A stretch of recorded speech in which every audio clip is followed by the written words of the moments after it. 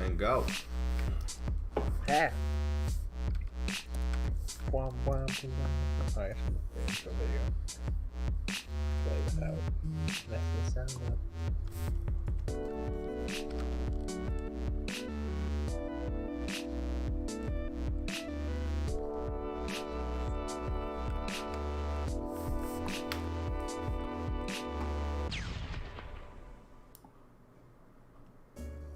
Wow.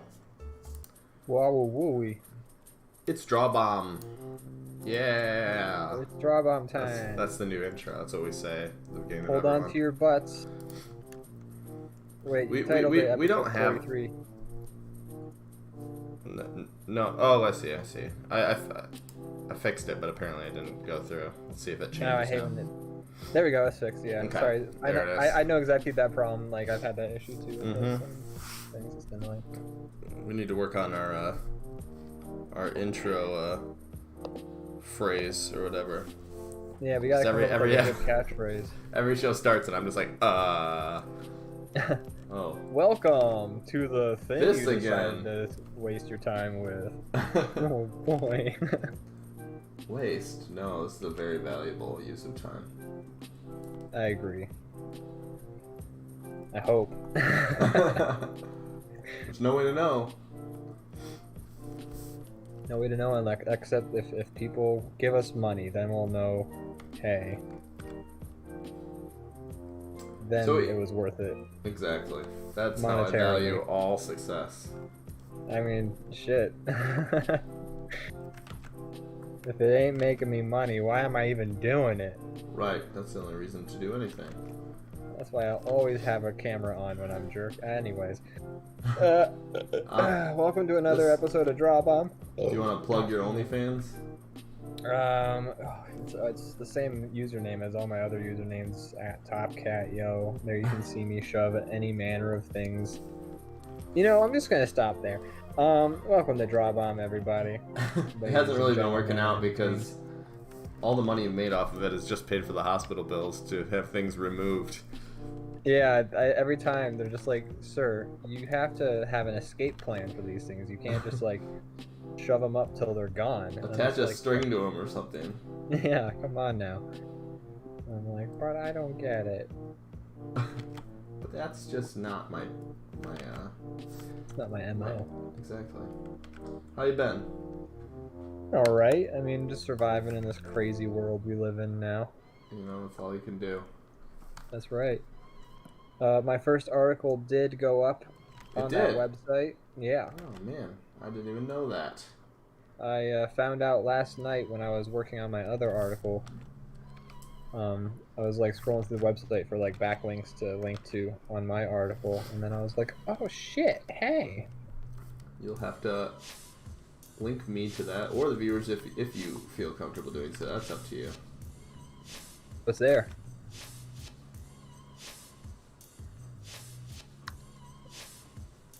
Oh yeah, I mean, now that the articles are actually online, and I just talked about masturbating and shoving things up my ass less than a minute ago. Right. The articles are on a website called Game Rant, GameRant.com. It's based in Quebec, but I'm not, obviously. No, not yet. Not yet. We'll see how things go. Quebec is looking better and better by the day. Every single day, it's just looking more and more enticing to get the fuck out of here. Yeah, it's I write about movies and TV on there.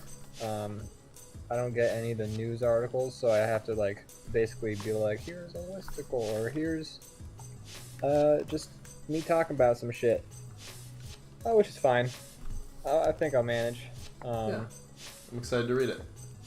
Yeah, I'll post up a link in the official DrawBomb. I posted a link in our friend's Discord server. Okay, I'll have to check that out. Well, congratulations. Thank you so much. Boy, what's new with me? What is new with you? I got a new couch. That. Nice. I'm sure the internet's very excited to hear it.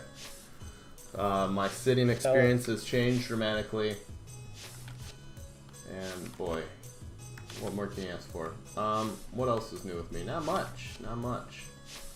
Just You got a new mattress too, right? Or is that still on the way? No, that's also here. I've made a lot of adult decisions all around the same time. Made a lot of comfort-based decisions there. Exactly.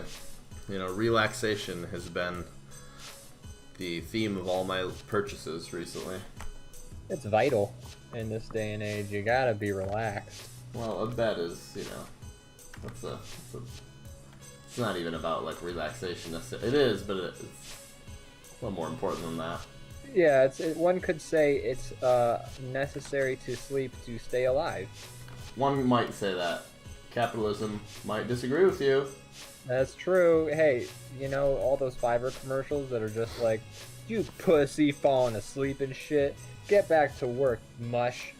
I've been seeing so many commercials lately that are just people at their jobs with like a quote next to them that says like, "I'm very happy about working here," or like Yeah. like all this Amazon. I think we might have talked about this on a previous show. All the Amazon commercials where it's just like, literally they're not even talking about Amazon at all. It's just literally employees being like, "I love my job." Yeah, we did talk about this recently. I'm remembering now. Yeah, I wasn't sure if we talked about that on the show or if we were just I'm not talking sure. about that in private conversation. But it just yeah, it seems like a strange ad campaign when everybody knows the truth. Yes, when Amazon forced me to go back to work in the middle of a deadly pandemic that's killed almost 250,000 people in this country alone, I'm just so happy that Amazon made me go back to work, and I'm working at an Amazon warehouse, leaving my wife and kid alone in the house, fearing for my safety. It seems insulting that they spent money that they had on making commercials that are supposed to make everybody think it's a good place to work versus just giving that to their employees. Yeah, seriously. Like, mostly what I want to know is like, I want to know how much they paid the employees to not say like, they made me pee in a bottle. I couldn't go on a lunch break. All that Like, stuff. 'Cause, I mean, the commercials I saw weren't even like that, really that flattering for like what they're going for. There's one where it's this lady that's just like, "Boy, I love working at Amazon," and then like it's just like then in the middle of her like praising Amazon, it's just little clips of her working, and one of the clips is her like pulling a giant thing of hand sanitizer out of a thing, and she's like, "When these first came in, we thought they were vodka, and we were like, whoa!" Oh. It's just like. Then we realized that they were necessary for our survival. Radical. Yeah, it's all very dystopian, like those commercials. That's why we're streaming on Amazon-owned partner Twitch right now. You know, but we're. You know. Take that, Jeff Bezos. Go fuck yourself. At least we're talking a little shit. But yeah, no, you I see little fucking the bald irony. motherfucker. Why don't you go buy another vest, Jeff Bezos, you piece of shit? How does it feel to know that you paid more taxes last year than Jeff Bezos and Donald Trump combined? Oh gosh.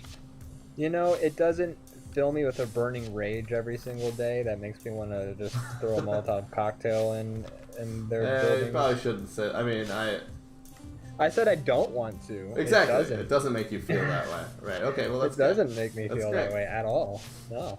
That's good. I don't think people should find out their addresses. And anyway, look. You're tuning into the finale of DrawBomb right now. Next week, watch as I get frog walked out of my house. We won't. Live. This channel will have no trace of its existence next week. That's right. All the episodes are going to be taken off or marked private or something. Anyways, let's talk about happier things. All right, we got that out of our system for this hour. We'll be back to talk about that soon again. Oh yeah, we'll always tell Jeff Bezos to go fuck himself. Unequivocally, go fuck yourself, Jeff Bezos. Anyways, I'm sorry. We said we were gonna move on. What games have you been playing, Brandon? Games. Boy. Let's see. I haven't. Fall Guys? I've still been playing some Fall Guys. I haven't really played much this week. No, you haven't, and I'm very sad. I'm sorry. That's okay. No, I got another crown in Fall Guys. Well, I got a couple. I've been know like literally like every time I've gotten a crown. What was that? You've been texting me every time to rub it in my face.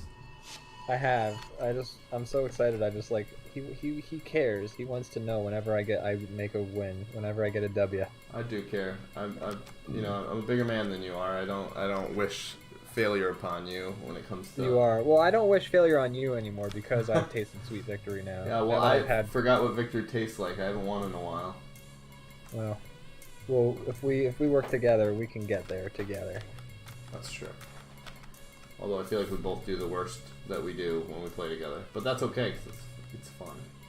It's fun. I do find I do the best when I'm listening to a podcast while I'm playing Fall Guys because I'm like half focused on the game, and that somehow makes me do better in it. Okay. Yeah, I think I know what you mean. I think I agree. That in some capacity I need to be kind of like not 100% like focused in and like tense.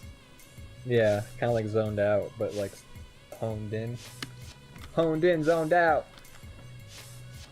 Exactly. That makes a lot of sense. It doesn't, but I also know what you mean. It doesn't at all. And I agree.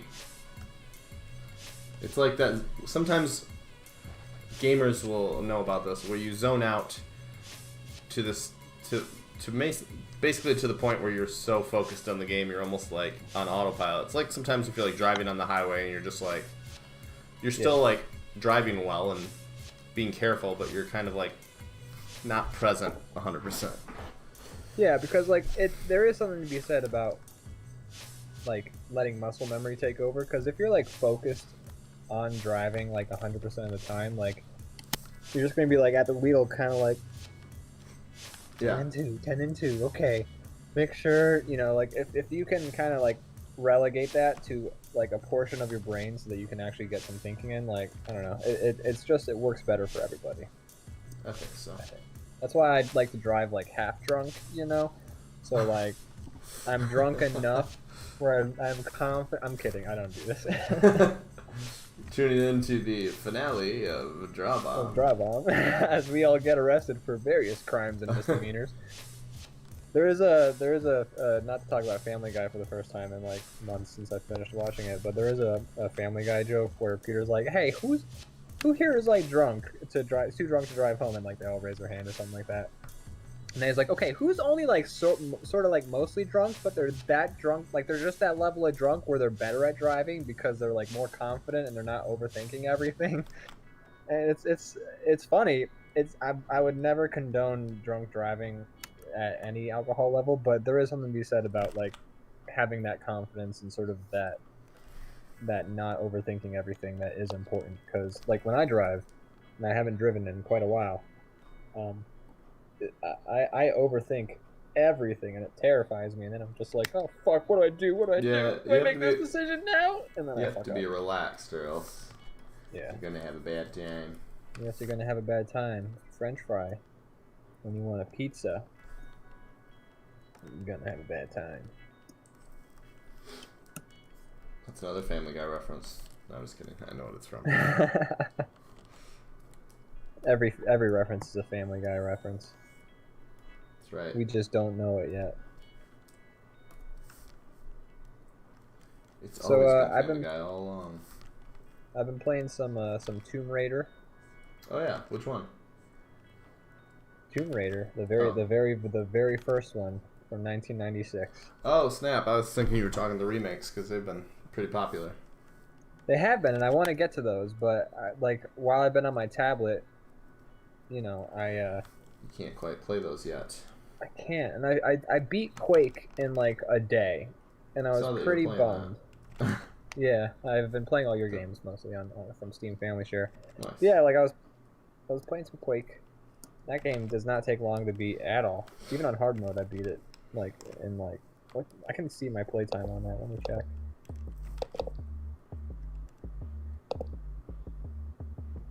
What is my playtime on Quake?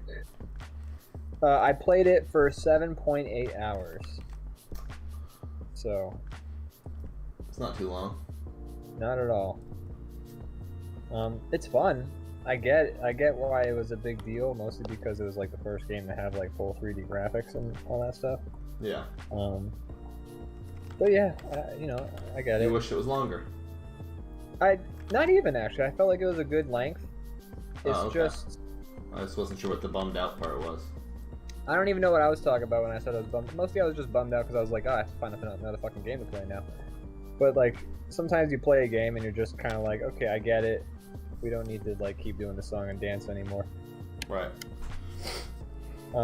Tomb Raider is interesting because I feel like it's probably one of the first. Like, it must have been one of the first games ever to come out where like the objective. Like, where it was like a third-person game and the objective wasn't just to like murder everything that moves. Right. You do still murder everything that moves in it, but it's a lot more like trying to find switches and like swim through like caverns and shit like that. It's pretty fun. I'm enjoying it. Playing Tomb Raider though has made me appreciate. What? The viewers will never know. 64 so much more though. Oh, okay. Oh. You kind of went silent for a second, but I think we heard what you were building towards. It made you appreciate Super Mario 64. Yeah, because like, so I'm not sure when Super Mario 64 came out. I want to say it was like 1997. I don't know, but Tomb Raider came out in 1996. But like, Tomb Raider, Resident Evil, like all those games that were like in a third-person perspective, all had tank controls. So like, if you wanted to like move to the left, you had to like rotate your character so they until they were facing the direction you wanted to go, and then you would press up, and then they would move forward in that direction. And I think that's just how game designers were like that's how they have to move. I haven't figured out any other way. And then Super Mario 64 is like probably one of the earliest games that I played where you press like left on the stick and like you're moving that direction, buddy. You're off. Yeah, you can just like go. Yeah, they're really good at that. You just go like 8 directions, no problem. Yeah. Jump off stuff. So like, I feel like, and I don't think it's underrated. Like, I feel like people are aware of this change, but I guess I've never noticed myself. But like, that must have been one of the first games to like have that camera angle and like give you that freedom of movement, which I think is a pretty big deal, especially because like, holy shit, tank controls fucking suck, man. Like, I hate it. Yeah, I think Super Mario is pretty well known for 3D, for being like one of the people who really nail those kind of platforming controls in the 3D space for the first time. Yeah. They're Tomb Raider. The Mario games are good at like kind of pushing the boundaries just when it comes to platforming. Yeah, absolutely. It's like there's always those companies too that like are known for like breaking new ground with their games. Like id Software was like creating new tech with like every game that they were making. Like, Doom or Wolfenstein 3D was like the first game to have like true first person perspective, like you could move around the rooms and stuff like that. Doom was like one of the first games to have like simulated lighting in like the environments and stuff, but also like it was just so technically impressive for the time. And like like in Wolfenstein 3D everything was one height, but in Doom everything was like all sorts of different heights and stuff, so like you could actually have like raised platforms and things like that. Right. And then Quake was the first game to have like a full 3-dimensional environment. Like in Doom you couldn't have like a platform and then you couldn't stand under it and have somebody standing on top of that platform over you. Okay. Like you just couldn't do that. Like that was just the engine was not built that way. But in Quake you can like straight up be directly under somebody, which doesn't sound crazy nowadays, but that was like a huge breakthrough in technology. And then you got like Nintendo like constantly like breaking new ground with all their stuff. Valve, I feel like, has made a name for themselves with always being like, hey, we released the new episode for Half-Life 2. This has shadows that actually like shadowify things, like yeah. Some they companies definitely like were like ahead of their time. Yeah, so I feel like a lot of companies like they make games, but then also half of like what they're doing is also just like developing new technologies to make other games better, Yeah. which is kind of cool. It's too bad that Valve's kind of got out of that business. Yeah, that's a shame. I mean, Half-Life Alyx. Yeah. I mean, I haven't played it, but I hear it's a big step forward for VR. So I mean, that's true. So maybe, but they don't do it as much as I would like them to. I guess is what I'm. No. Ever since Steam really took off, they've been pretty much sitting on their hands.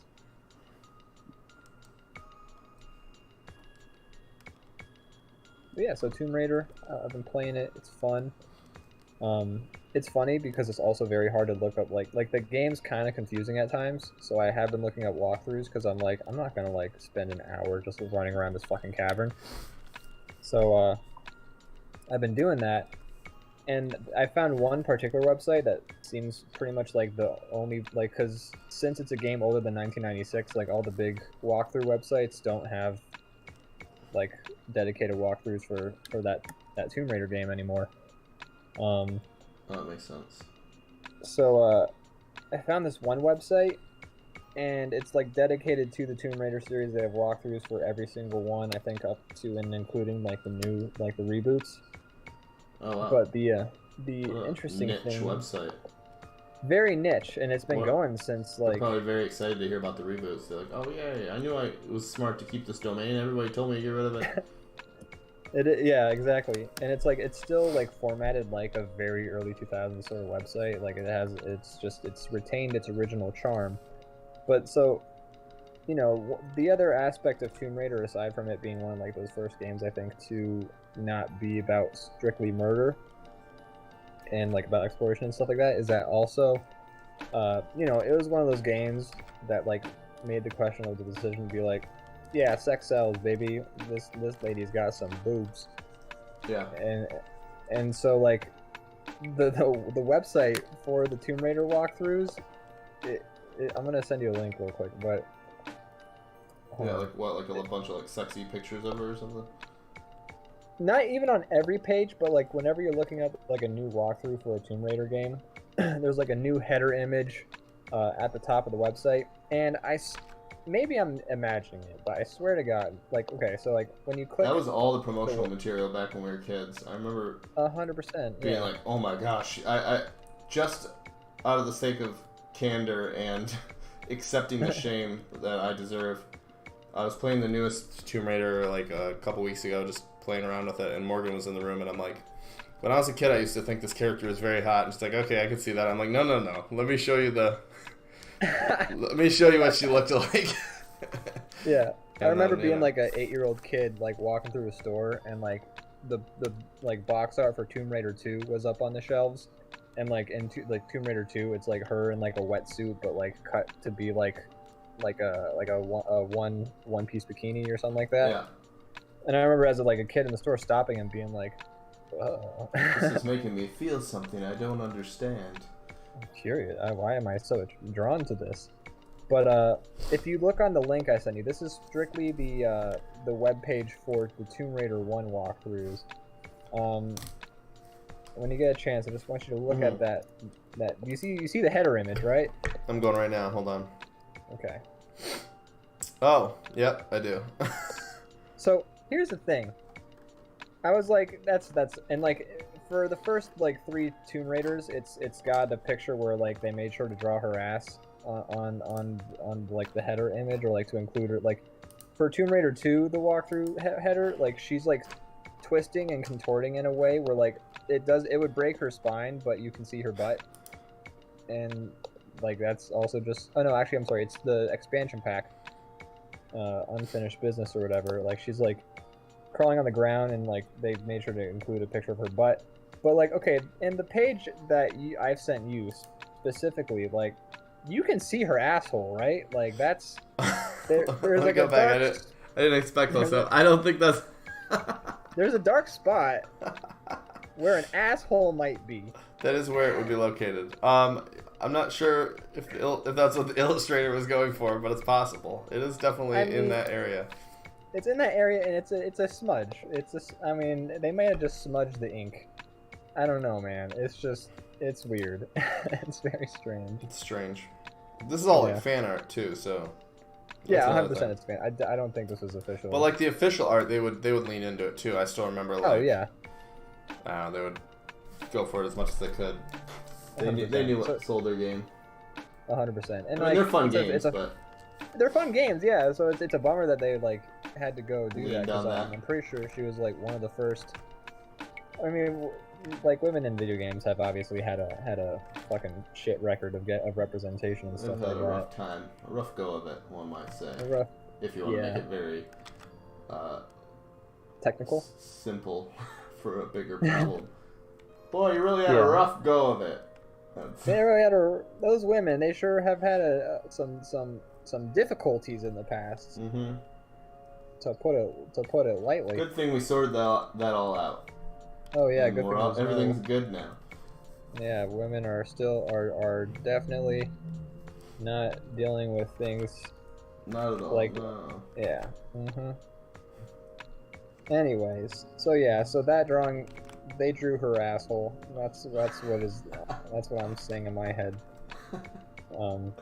And you are an illustrator, so I feel like I would it's know. reasonable that you have an opinion on somebody else's work. You're critiquing their design. I am. The Question. inclusion of that smudge. What's up? Why did you include her asshole in the drawing? That's the critique that you'd be doing in art school.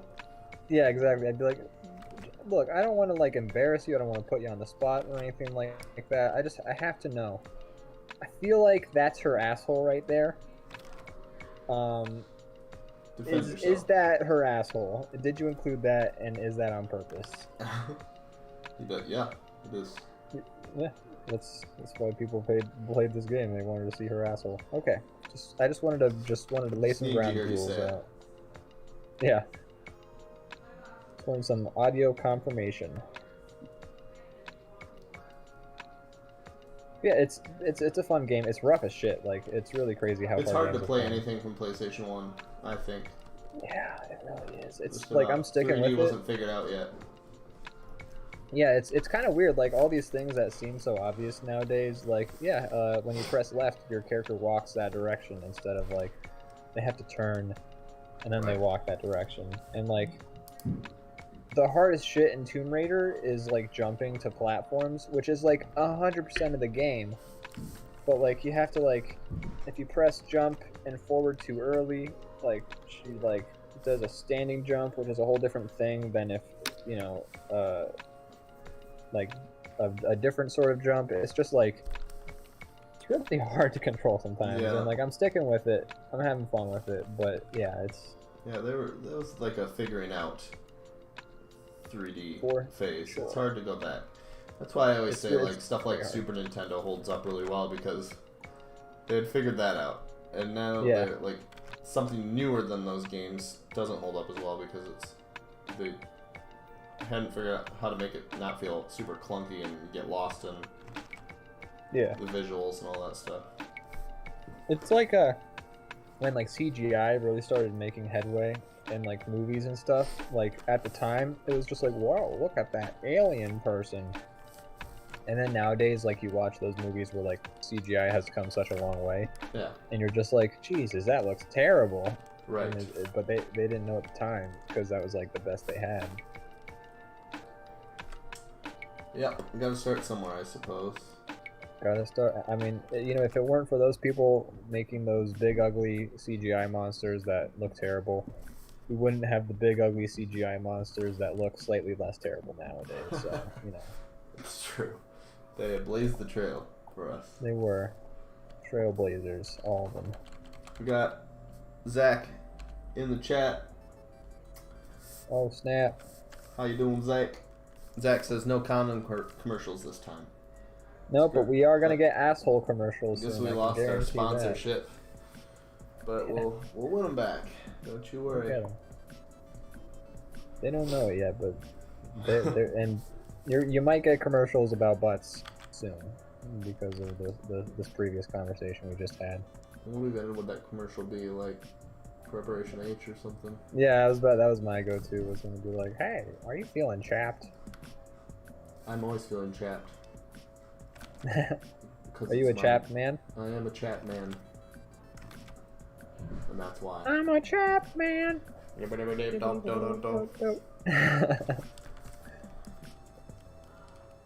So yeah, so I'm excited to not have to play. I mean, I'm gonna beat Tomb Raider. I might beat Tomb Raider 2, just because I'm curious. I've never played those Tomb Raider games before, so this is my opportunity. I've played them, but they were new when I did.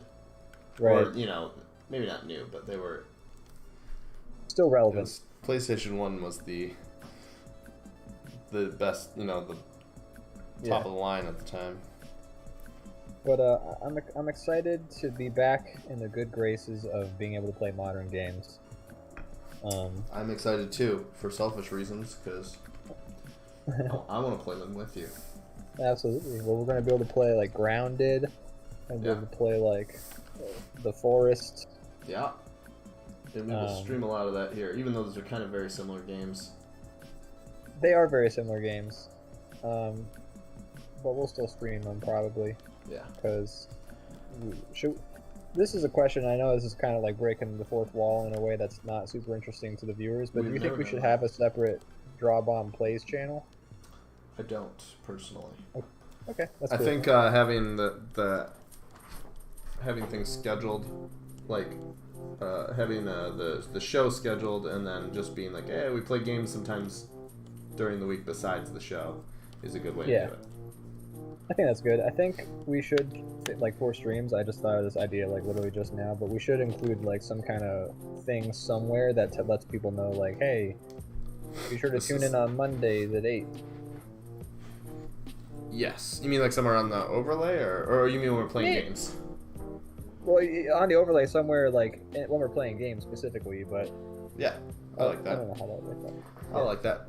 But, yeah, so basically, though, I think you kind of glossed over the fact that you got a computer now. It finally happened. We've been talking about this for weeks. I know. It's sitting right over there. I'm looking at it right now. I don't believe you. Austin, friend of the show, frequent guest, he hooked me up. Boy, he's a hero. What a chum. What a pal. Really is. So I'm excited. I've never hooked you up with anything. Just says something about my character. You see? I feel like you've hooked me up before with stuff. Oh, I don't know. You've bought me games. You bought me Fall Guys. I was making a goof. But you don't play that game, so... I do. I don't. You're right. I did just get level 40, though. I'm very happy about that. Congratulations. Just in time. Season 2 is in, like, what? Like 7 days away, I believe. Awesome. That's cool. I'm excited. Me too. I'm excited. I'm sure we'll definitely be streaming some Season 2 on here when that comes around, so check out for that if you... Probably be good for viewership. Want to watch. And we can probably play some Among Us tonight if you're down. I'm down for something, regardless, yeah. Cool. Hell yeah. I'm super pumped. Like, I want to play Crackdown with you, and Zach, you're in the chat. Wouldn't mind having you join us in Crackdown. I'm pretty sure you can play with more than 2 people. I'd be down for that. That'd be fun. Yeah, it looks. I mean, I feel like it's gonna be basically like us playing Saints Row 4 all over again, except probably less goofy, like more self-serious, but still like similar vibes. Doesn't sound like a bad thing to me. Not at all. I had a lot of fun. I miss playing Saints Row. Those were good times. Yeah, aside from the fact that it's like $60, I'd buy the remaster. Me too. Play that. $60. Yeah, it seems a little much, but yeah. Who knows? It'll probably come down one day, and then maybe I'll give it another go. If it ever goes on sale for $30 or under, I'm making a pact with you right now. I will get it. Okay. Skibbity ba do do do. So yeah, but that's all that's new with me. Got the computer, got the articles up on the website. Yeah, I'm excited to read that.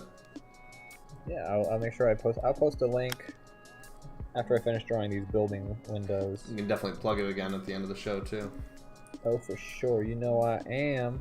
Have you been The further we get away from the asshole talk and me plugging my article is probably better. Plugging. Okay, so you're saying let's not talk about plugging or assholes.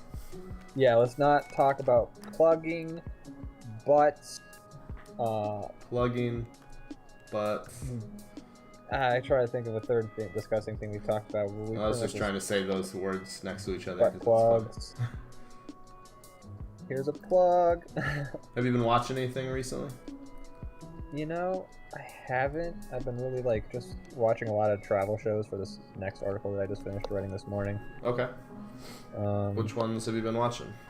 Just a little bit of everything. So, a little bit of everything. Yeah, I watched this one that I really liked. It's on Hulu. It's called Up to Speed. Diners, Dive-ins, and Davenports. Davenports, divers, and dive doors. Dip, dive, dodge. Dip, duck, dive, and dodge.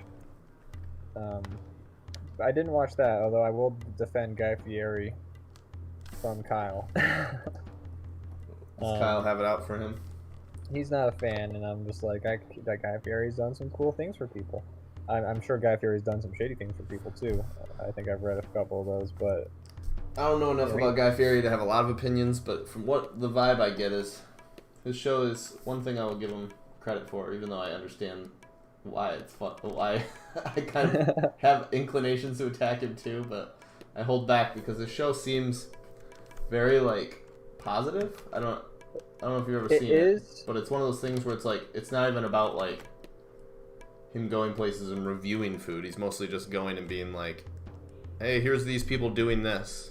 Like, he doesn't even like really get into like, which isn't necessarily for me, but because I would like someone at the end to be like, this is shit, don't bother.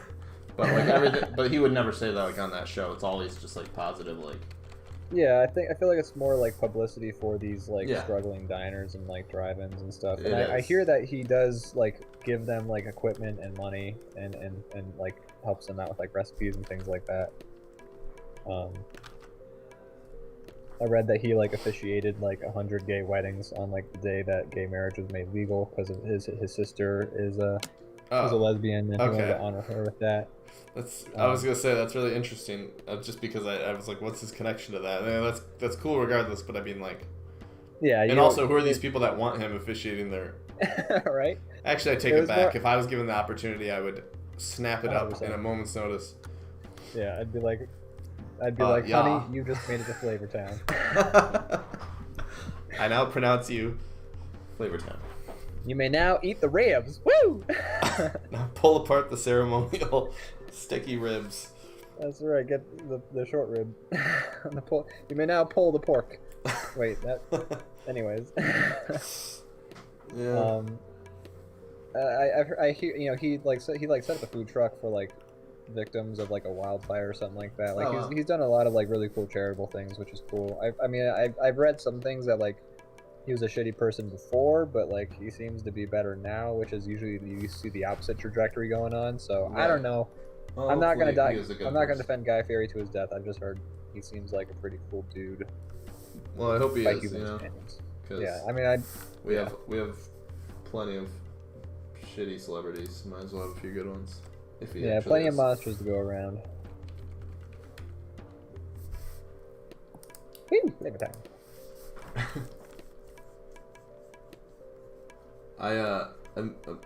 I'm starting to forget what I've told on the show, so I'm just gonna pretend like every story's a new story. I was really sick about a year ago, right? It was like October, and I had a really bad fever to the point where I was just like in bed for like, I don't know, like 3 days, give or take. And no, I was not a fan.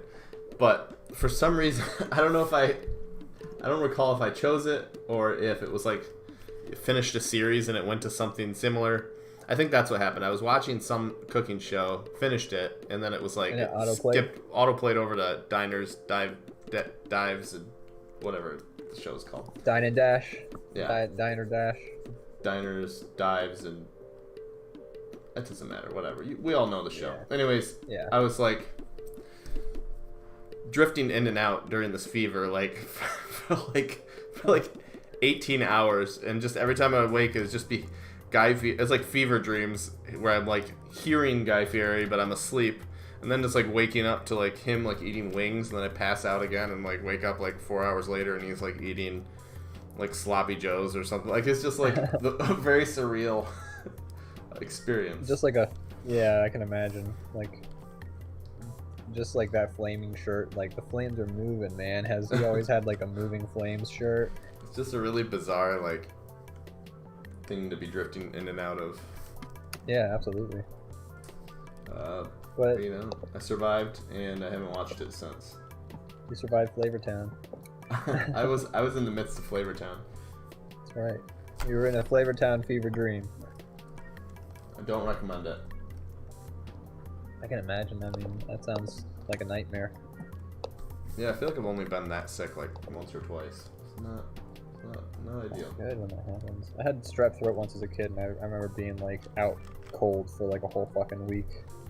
It's terrible. Yuck. And then I've had strep more recently as an adult, and let me tell you, it's not as bad. It sucks, but it hit me a lot harder as a kid. Well, I'm glad it wasn't as bad. Yeah. I remember you telling that story, but that was when we were playing Fall Guys, so it's not backed up by an official episode, so you're good. You know, even if I tell the same stories over and over, that's fine. Yeah. I was watching, for my travel shows, I was watching, there's so many. Any favorites? I really like this one. It's a Hulu original. It came out like way back when Hulu first started making like original content in like 2012. Technically, they started making original content in 2011. I had to look this up because I wanted to be accurate for my article. It's a show called Up to Speed. It's directed by Richard Linklater, which is interesting. Huh. But it's this guy. His name's like Timothy Speed Levitch, and he's like a licensed tour guide. He just kind of goes to different cities and like shows these really weird, like sort of like monuments that like nobody would really like bat an eye at or wouldn't make a trip to go to if they were like visiting a city. And then he just kind of gives like a brief rundown of the history of like that monument, what it means for the city at large, usually what it means in terms of like struggles for progress and things like that, and like what people sacrificed in order to like have like a dumb monument there. He's like really like goofy.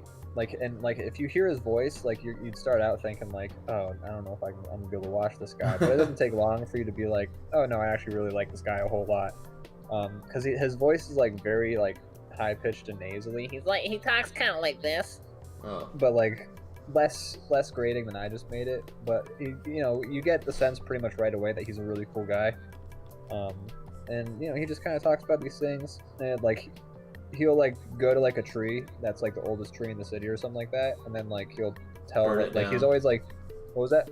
So then he'll like burn it down. And he'll burn it down and be like, yeah, fuck this tree. No, but he'll like talk to the tree and like ask it questions, and then the tree will like answer back, and the tree will be like, oh yes, Timothy, I've been standing here for ages. And then he's like, oh wow, Mr. Tree, that's really cool. Do you have anything to say about the city now? And she'll be like, I fucking hate capitalism. Your description sounds exactly like if Pee Wee Herman had a travel show. That's what I'm getting from the voices are almost like ripped directly from it. Well, honestly, then if that sounds delightful to you, you would enjoy Up to Speed. It actually does. I recommend it. It's a nice that. comfort. It's a comforting show. Honestly, it's very good. It's only got 6 episodes. It's on Hulu. But I liked it. It's like he's like goofy, but he's also very respectful for the city, and like I just like his viewpoint on things a lot. He's a cool guy. I watched so many. I had to do an Idiot Abroad for memory because like that's one of the other things I included in the article. Because that show's not on any streaming services right now, it turns out. You have to like buy the episodes on Amazon or some shit. Kind of a bummer. Yeah. I watched a whole bunch. I don't want to give the whole article away because I'm not right, supposed to be talking about it. But either way, watched a lot of travel shows. Cool. Yeah. Nice. Well, I'm excited to read your first article and then eventually that one as well. Hell yeah, buddy. And then I'll probably lose interest and never read anymore. I don't blame you, buddy. Nah, I'm just kidding. I know. You're a goofy Hey, goober, yeah. I just making goofums. Goofy goober. Yeah, I haven't watched anything lately, like outside of like research purposes. We just binged Haunting in Hill House. Oh, on I Netflix. need to see that. We liked it. It was good. I saw clips because Ryan kind of, my ex-girlfriend kind of watched it without me. She like it? But yeah, she liked it a lot. I saw like a couple moments, and I was just like, "Ooh, I like what they did there. That was creepy." They like to do. There are just a few jump scares, but the majority of them are like those subtle, like there's stuff hiding in the background. You may see it, you may not, and then if you do see it, it's creepy because it's kind of like hidden in plain sight. Yeah, I like that a lot. I've seen a few movies that do that. I really appreciate it. I do And too, the show yeah. does a ton of that. It's good There's just shit. one Like, trend it does a lot during the show, like probably like 5 or 6 times, where there's a lot of stuff going on in the room, and the camera's like spinning around the room, and it'll pass by a spot that it had already been once, and there's something there, and then when it comes back around, that thing's gone or something like that. It's just kind of like a cool way to kind of subtly. I saw spooky. not to give things away for viewers, but I saw one moment, and I don't know the context in the larger show. I think it was like towards the end. But this one character is like walking down a street, and then like this like The thing's person, following them. a thing's following them, and like it's like a dude who's like wearing like a fancy like coat, like Yeah. it looks like he's like out of like the 1950s, and like his back is facing him, and then Yeah. the dude is just like very quickly approaching him without ever like turning around, so you just know like that dude can't back up that fast. That is a haunted back of a man. Yep, that's a haunted back. Mhm. Yep, that's the thing that happens. You're correct. I ain't your haunted back girl. 3 times I've been chased by ghosts. Yeah, I like saying that most. I ain't your haunted back girl. Okay. The ending, which I feel like is the hardest thing to pull off in a horror Yeah. story. I thought it was not what I was expecting. It worked. You know, I mean, it wasn't something that I necessarily didn't like, but it also just like, I don't know. It shifted everything tonally a little bit, and I don't know how I feel about that exactly. I mean, I'm okay with twists and things like that, but I don't know. It just felt like it changed what the whole thing was to something else tonally in like the last scene or whatever. But overall, I liked it all, and I don't think the ending was bad. It just was different than the rest. All right, that's fair. So it's gonna leave people conflicted. Possibly. I don't know how it was reviewed. I mean, people might have loved the ending, and I just finished it last night, so maybe I need some time to digest it a little bit. But Yeah. But it wasn't a bad ending. I don't know. I'd be curious to hear other people's opinions. Maybe I'll check it out. It is becoming the scary month soon. It is. That's why we watched it. And Morgan's not usually into horror, but Horror. one of her good friends recommended it, so she watched it and she really liked it. And then she was even today like, that was kind of fun watching scary stuff. And I'm like, yeah. And she's like, but that doesn't mean I necessarily want to watch more right now. I'm like, okay. Well, I'll keep trying to encourage you. That's I know you've probably told the story on the show before, but I know you have a really funny story about Morgan with like watching horror stuff. Yeah. Because you and I are both big fans of horror movies, horror games, horror whatever. So when we first started dating, I don't know why it was this way. I think we just watched one and then I had fun, so we just kept doing it. But we watched a ton of horror movies, like back to back to back. And now, you know, we've been together like 3 years, and it just recently came out like, I don't know, like 2 years in. She's like, oh yeah. I was like, well, let's watch this. And she's like, no, I don't like that. It's scary. I'm like, so what? We watch a lot of scary stuff. She's like, yeah, but I never liked any of that. I just watched it because I was trying to impress you. I'm like, well, why'd you do that? All you had to do is say you didn't like it. I wouldn't have been upset. But you gotta admit, that lets you know she liked you.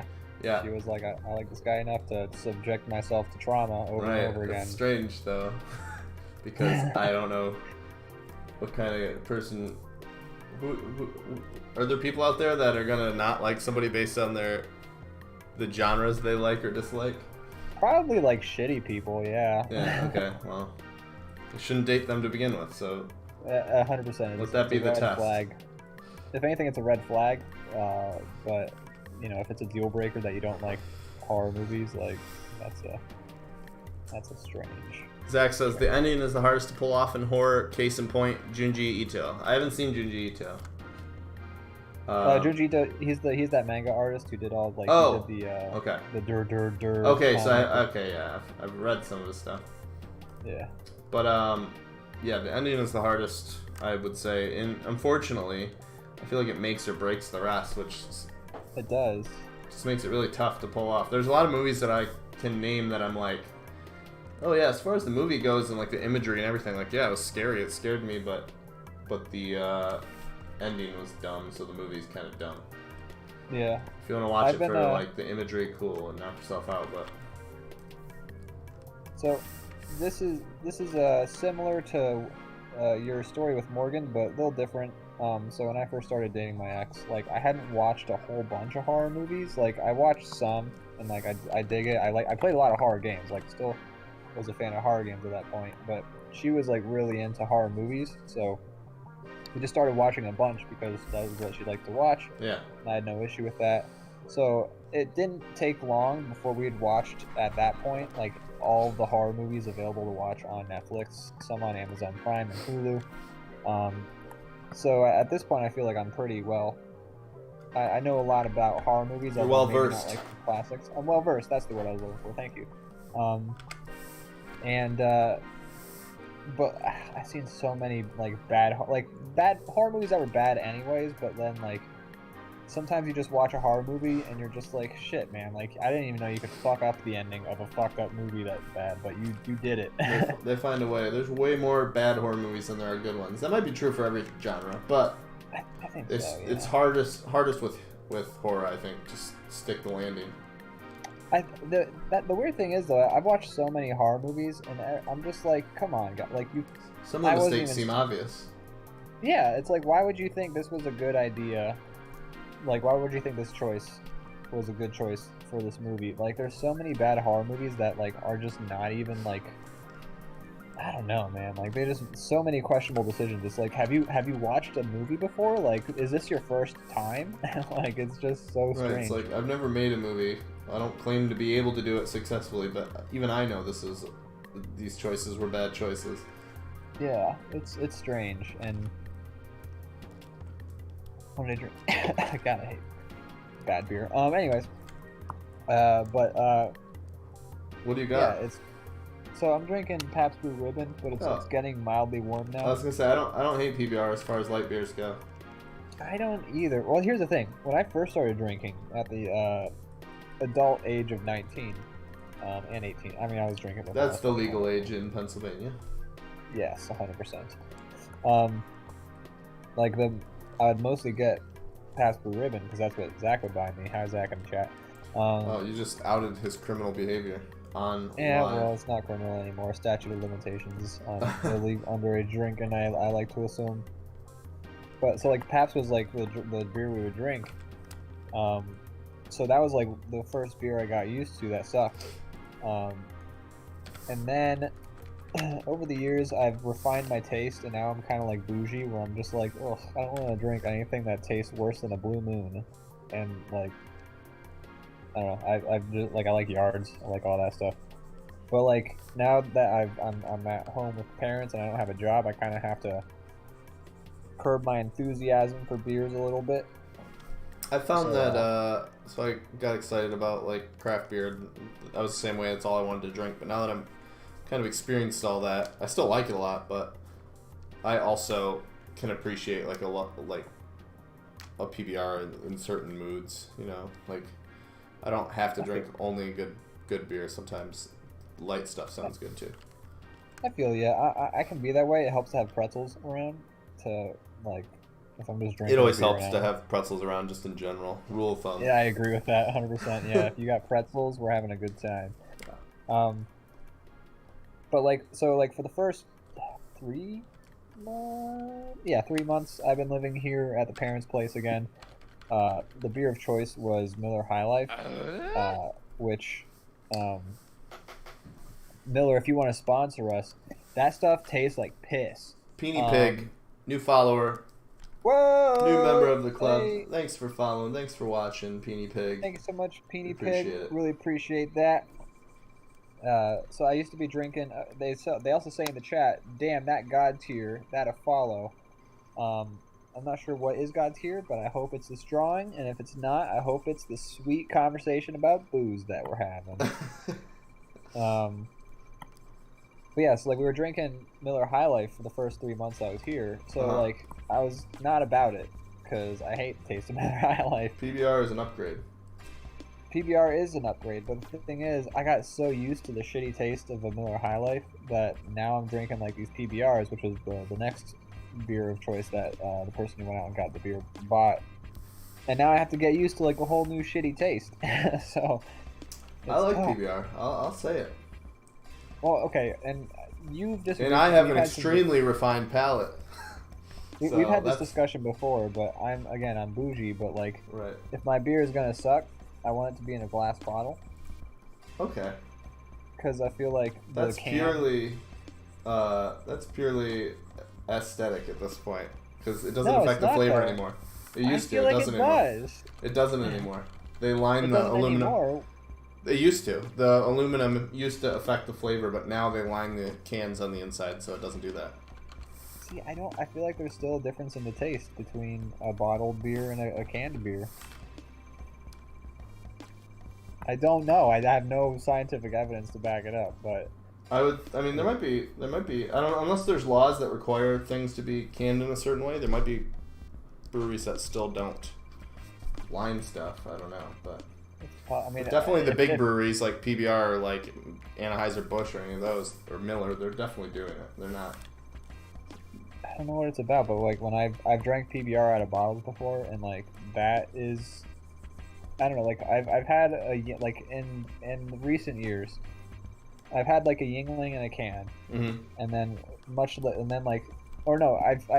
remember one time I had a Yingling in a bottle, and then later on that day I had a Yingling in a can at a different location, and like I was like bleh at the can, and I don't know why. I have no. I mean, beer definitely doesn't stay good forever. I mean, it was a, let's say both of these beers were equal in freshness. Okay. I was just trying to go for theories for why it might taste different. I know. I mean, I'm also, like, we've talked about this in the past, but, like, I'm picky with things that go in my mouth. It's true. Might have been a temperature thing. Might have been a temp thing. I feel like something with the bottle just makes it taste classier. Better. I'm not sure. Peony Pig says, "Heck yeah, it's the best of the best." Is it talking about the conversation or the drawing? We still don't know. Let us know. We can tailor this content better to your taste. But yeah, I don't know. Like something about like a canned beer tastes better to me than a bottle. Oh no, I'm sorry, the other way around. A bottled beer, something about it tastes better to me than a canned beer. Again, I have no scientific or any sort of rationale behind this. No. I don't know. I mean, there could be placebo involved. It might be. I mean, it might be like that thing where, did you ever read that, like, scientific study? Or I read an article that read the scientific study, because if I were to try and read a scientific study, it would just be a bunch of, like, gobbledygook to me. But, like, basically, like, scientists found out that the color, or, like, the presentation of a food does affect how your brain perceives the taste of it. So, like, I'm sure, yeah. If you were to eat, like, a Cheeto, like a crunchy Cheeto, but like say they colored it like green, like ketchup, like those ketchup flavors like that, they like made all different colors. We definitely talked about this before when we were playing Minecraft. But yeah, like if you like part of the reason like we perceive the taste of a Cheeto the way it is is because of the color of the Cheeto, like the food dye. Yeah, and, definitely. Like, but I would say so that maybe, falls under placebo, right? Because it's like, or some form of that, where it's yeah, like, maybe it's like your a brain somatic or, changing your experience. yeah, it's. But I guess that wouldn't exactly be placebo, but it's some kind I'm of not similar. sure what falls under the purview of a placebo. Let me look it up, the exact definition. Oh, Peony Pig says the drawing is great. So, or Not Zach Zach. says the drawing is great. Oh, okay. Thanks, Well, Zach. thank you, Zach. With the word placebo, a harmless pill or medicine, a substance that has no therapeutic effect, blah blah blah, design measure, blah blah Oh, so blah. it's exclusively like in. I guess, but I mean, language is ever evolving, and like we Right. use metaphors and things and So I use similes to. placebo a lot of times when I'm talking about like how somebody thinks something is affecting them in a certain way. I mean, I think that's accurate. I don't think you're wrong. Like, I don't think it needs to be specifically a pill because a harmless pill, medicine, or procedure Okay. prescribed more for the psychological benefit to the. So yeah, I think a placebo is an accurate word for what you're describing. Yeah. Okay. So yeah, Well, it's alright. oh well, all right. But Um, yeah, it's very true that people eat and drink with their eyes, and maybe not doesn't even have to only be food too, but like it affects your experience. So that could be part of it. That yeah. something about a can just does not seem as appetizing to you as a bottle, and that could Maybe, change I your mean, enjoyment of it. would you agree that a can does not look as appetizing as a bottle though? Yeah, I would. Okay. So maybe that's exactly what it is. Maybe it's like a placebo effect of sorts. I'd be willing to accept that so that I can sleep at night. Were you not sleeping before this conversation? Oh my god, tossing and turning about this exact conversation over and over. In my garage, looking at an aluminum can and a bottle, trying to get to the bottom of it. Just Running got like a multiple cork board tests. with a bunch of string, like Yeah. blinking to different pictures and stuff. Yeah. Yeah, just like me sitting in a chair. It doesn't make sense. What is that? Oh, you know what? We were talking about things that we've watched. Zach and I have been watching some more Gravity Falls. We're like pretty Oh, nice. Still pretty enjoying deep it? into season 2. Yeah. Oh my god, it gets better every episode. I finally got past the like they finally addressed the story arc where like Dipper's got the crush on Wendy, Right. and like they kind of like dealt with all that, and I'm like, thank God, because You're getting sick of it? I told you about this before already, but I hate that storyline in general. Like I'm sick of it the moment they bring it in, because I'm just like, oh great, I have to watch this character be like, oh I like this person, but I can't tell them, and then like that's a thing they do for like the next For the whole however show. many episodes. Yeah, for the whole show mostly. So I was happy with the way they addressed it. I was happy with the way that they wrapped it Yeah, I all thought up. they and got handled it in a good taken way care of. too, where it was like healthy. Yeah, they handled it very healthily, which I thought was good. And then I think they made it honestly almost worth it, because then they have that episode a little bit later where they do time travel again. And What's that guy's name? Blendon Blandon Yeah, something like that.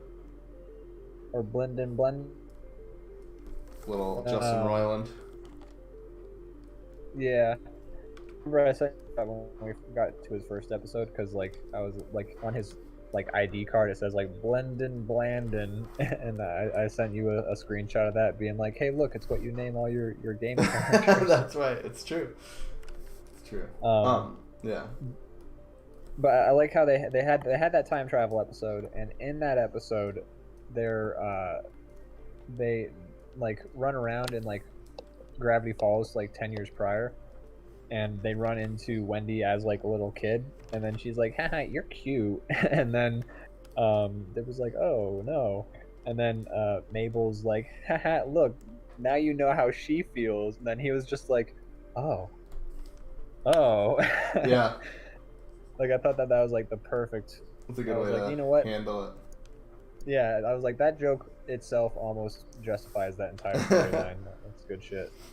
Yeah, I think you were annoyed with it in advance because of how poorly it's handled and also how cliche it is. But like, if you handle it well, then I don't think it's like an off limits road to go down. Yeah, but I mean, it's like even that, like I'm glad they handled it the way they did. I did think that they handled it very well, and that's good. It's still just like a storyline that just annoys me. It's like Got it. so like you know how like in Breaking Bad, like Walter White spent the first 3 seasons keeping the fact that he's a drug dealer Yeah, you brought up secret. that you hate this too. I hate that storyline too, because like then half of the episodes are like you're seeing all the cool shit that he has to do with like the drugs and stuff, and then the other half is like just this extreme stress caused by him being like, oh, I gotta make it to my kid's rehearsal. My wife's gonna be pissed while I'm also like a drug dealer killing people. Okay, I agree with what you're saying, but considering what the entire show's about, how would they do it without doing that? Well, that's the frustrating part is I don't know, but I hate it. Okay, fair enough. I'm just And saying, then, I feel like- like you'd be more annoyed if they were just like, he Oh, was doing all this 100%. crazy shit, and in the background, his wife was just like never suspicious. Exactly, and like that's the part that like I also don't like about it is like it makes perfect sense why that storyline exists, but like it's the shows are always infinitely better the moment they do away with that. It's like like once you hit season 3, Skylar finds out. Spoiler alert for anyone who's dragging their feet watching Breaking Bad.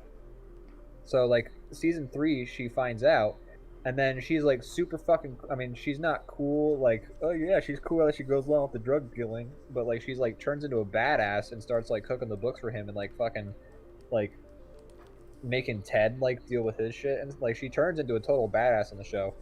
But like when she finally figures it out, then like you don't have to do that stupid like dance anymore. It's like I haven't seen Spider-Man Homecoming, but in Spider-Man Far From Home, Marissa Tomei is his aunt.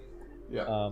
And in Spider-Man Far From Home, she's already like in on the fact that he's Spider-Man, so she's like helping him out. She's like being encouraging and stuff like you don't have to watch half the show where he's just like, oh guys, I gotta stop saving the world because My mom's coming. I have Whoa, you went full robot voice just now.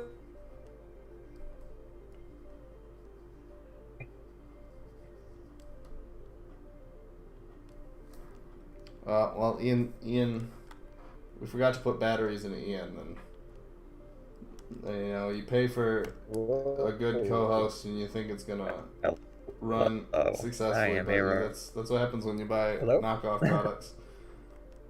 Hello? Oh, it's powering back up. Hello. Hello, I am a robot. You went. Then your camera froze. Oh dear, I am so sorry. I am back. I am powering up human motions. I am so embarrassed. I am very sorry about all this. I hope you don't hold this against me. I am trying to join the server. Oh, you got kicked out too. Oh, really? I just joined in. It's catching me up, so... Ian's having some technical difficulties. So, yeah, what I was saying is, like, you know, it's funny when, like, the character's just like... You can hear me? Hello? Hello? Better, but... Yep. Still some issues. Hello? One sec.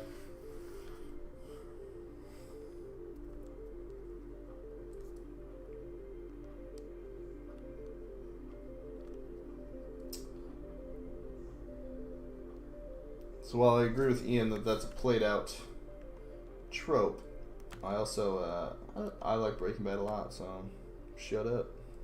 That's what I say. He can't defend himself right now. So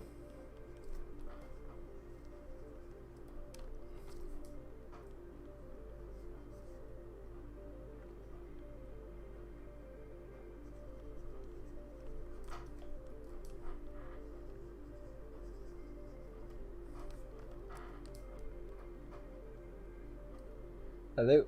hello. Are you back? Hello. Oh. Whoa. How's it going over there? It's going. I think I see you drawing. I think my internet's been really fucking up lately, so hopefully this fixes everything. You sound better for now. Good.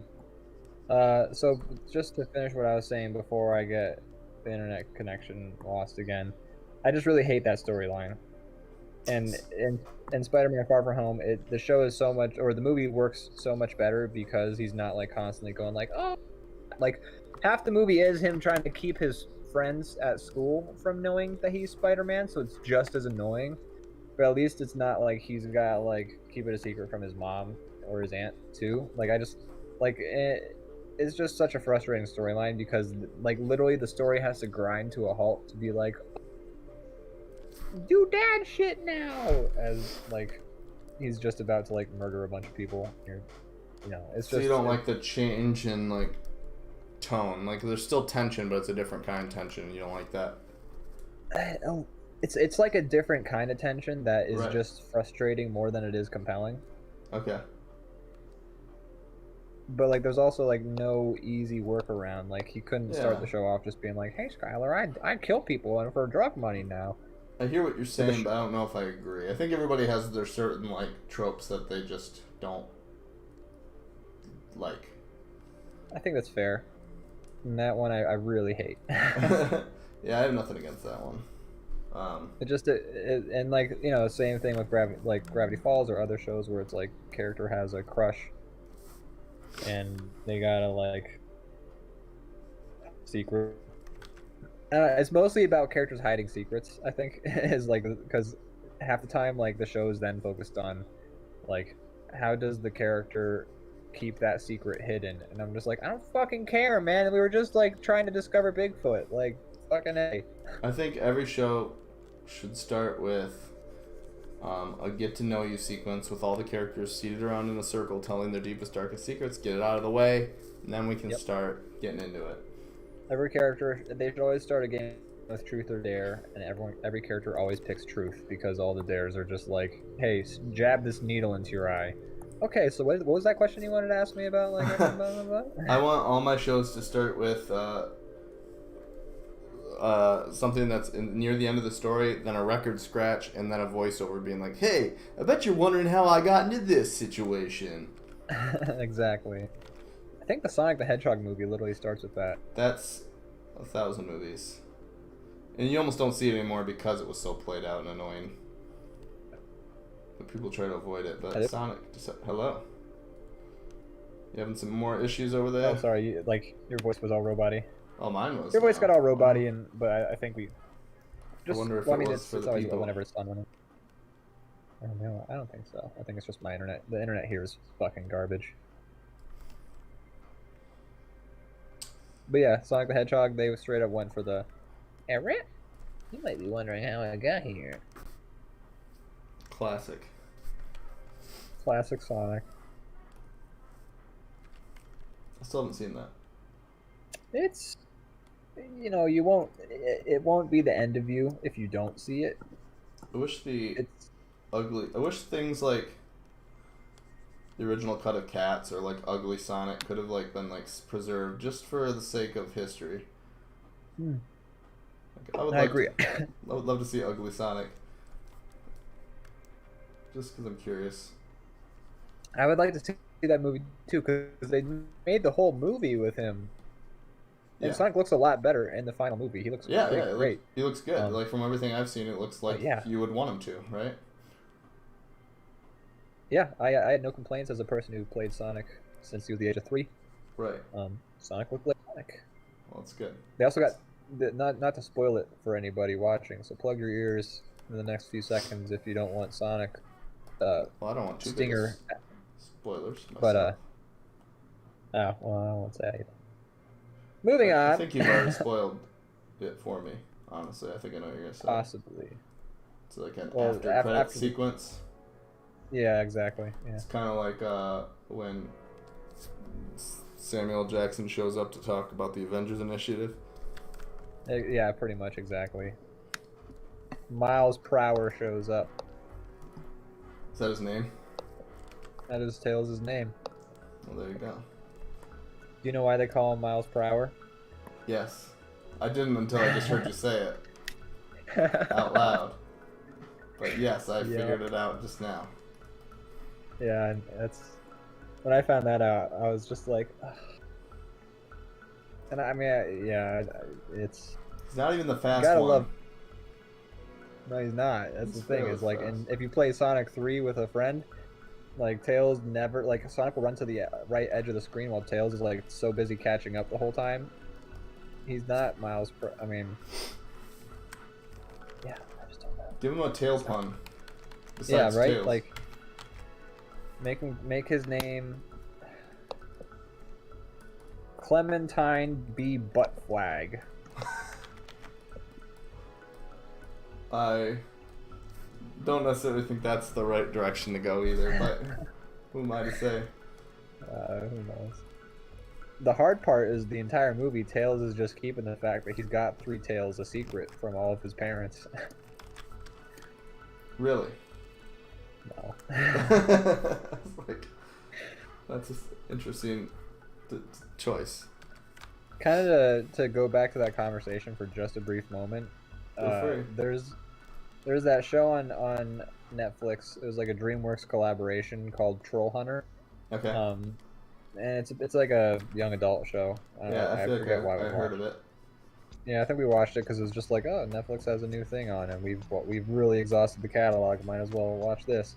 So in the It got show, reviewed decently. Because I feel like I was gonna almost watch it at one point. I didn't, but I think I heard good That might have things been. or something, or maybe some artists I like worked on it. I don't recall why I was gonna watch it, but that's possible. It's a fun show. And in it, high school gets imbued with a magical power, and he becomes a troll hunter, as the name implies. And in the show, it's the titular troll hunter. In the show, though, like the kid, it's the same storyline. The kid's got to keep the fact that he's a troll hunter a secret from his his mom. parents would not approve of his troll hunting. His mom does not approve, or she probably would not approve of his troll hunting, as he surmises. But then in like the second last episode, his mom does find out, and she's for the most part pretty cool with it. She's like, yeah, I fucking hate trolls. Yeah, fuck those, like, yeah, son, hunting monsters, good shit. Now you're not like a piece of shit like I thought you were. I was gonna send you off to military school and get you out of my hair. But anyways, so the mom finds out, and then the next episode her memory gets erased. So then like I haven't watched the rest of the show or anything. But I'm assuming, yeah. That's bullshit. I know, that's the thing, is I was just like, oh yes, finally don't have to deal with the stupid shit where he's just like, oh, I'm sorry, I gotta stop hunting this troll, I'm gonna be late for dinner. And then like, which I'm pretty sure is a thing that does happen on that show, but then like, they undo it, like they fix it, and then they go right back to it, like less than an episode later, and I'm just like, God, it's very rude. I don't even watch the rest of the show anymore. Rude. Well, that sounds great, and can't wait to watch that at some point. Yeah, I think they've got like 3 seasons and a movie or something like that. Oh, really? I believe so. I didn't realize it was that popular. Yeah, I mean, I think it did well. I mean, they have like a whole partnership deal with DreamWorks, so I think DreamWorks. I don't know how any of that works actually, so I don't know. But yeah, I'm pretty sure that the show kept going. I think Guillermo del Toro was involved. Ah, okay. Interesting. I think. Well, there you go.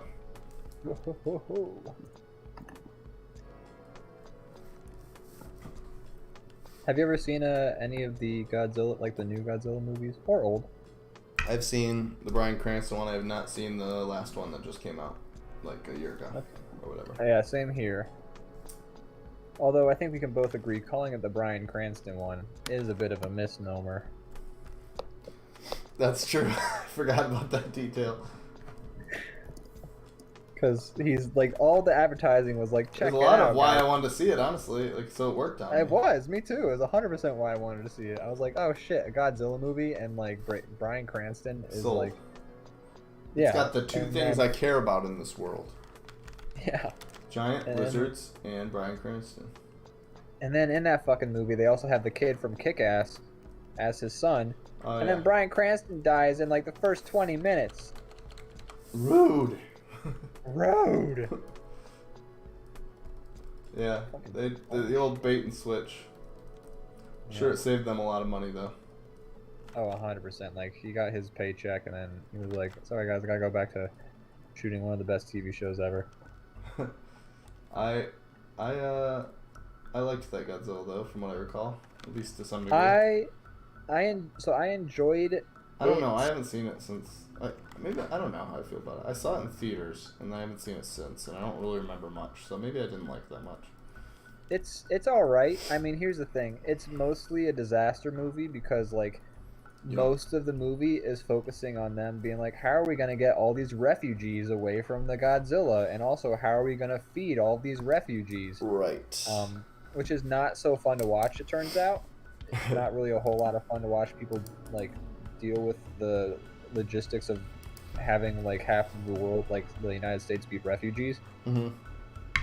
And then like anytime, then the other half is like his son looking for Godzilla as an army boy, which is also vaguely interesting, but only because certain scenes Godzilla will appear and be super. Like the thing that I liked about it was that they got Godzilla looking big as shit. They never. Yeah. Like in Pacific Rim, like the camera was flying around all over the place when the monsters were fighting the robots, to the point where I kind of felt like I was watching like a guy like basically like hit toys together, being like pew pew pew pew. Right. But like in the Godzilla movie, every time you see Godzilla, it's from like human height. Like even if like it's from a high. The perspective was my favorite part of the movie, I think. Yeah, it was 100%. Like they nailed the scale, and so like when there was the giant monster fight at the end of the movie, that shit was my jam. Because it looked like a giant fucking monster fight, and like it was dope. But that was like it's like the last 10 minutes of the movie, and then the rest of the movie I can go kick rocks. Right. Captain Sheepy's here. Kind of the same. Hey, Captain Sheepy! Welcome back. Relax, good to have finally. Worried sick, but he's here now. They're here. With the knife emoji, letting us know they just committed a murder. We won't tell. We won't tell. But yeah, like Jurassic World and Godzilla, the first one, both had the same sort of vibe from me, which is where I don't give a fuck about this movie except for the last 10 minutes. And then That's fair. I could watch the movies again, I would just watch the last 10 minutes. That's fair. Yeah, I love the perspective. You know what was fun? A movie I liked, and maybe I've only seen it once, so maybe I should see it again to have confirm my opinion. But I really liked Kong Skull Island. That was a fun movie. I really enjoyed that. I heard it was like it hit the right mark for what it should do. I got what I wanted out of it. I haven't seen it myself, but yeah, from what I've heard, people were just kind of like, didn't expect to like it, but I did. That was exactly how I went going in. Maybe that also helps, the fact that my expectations were not high to begin with. I don't know. I think that does help, yeah. But I enjoyed it, so. People say the similar things about Kong Skull Island that they say about the new Jumanji movies with like The Rock and Jack Black. Yeah. And I did watch the first one. And I still haven't seen them. I thought it was fun. I don't know. It was fine. I had no urge to see the second one. That's fair. But it was fun. Yeah, I think that's mostly what people are just like. Yeah, they're fun movies. Like, it's nice when a movie knows like, hey, we're just trying to have fun here. Yeah. Turn your fucking brain off for an hour and a half. Right. Watch these people make some stupid jokes at the camera. Fight a giant gorilla, man. Hey. Yeah. I would see those movies. Yeah. I would watch them. I did see that movie. Bro. You saw both of those movies I haven't seen. Sure did. Look at me go. Wow. Making your way downtown. Walking fast. Watching Jumanji.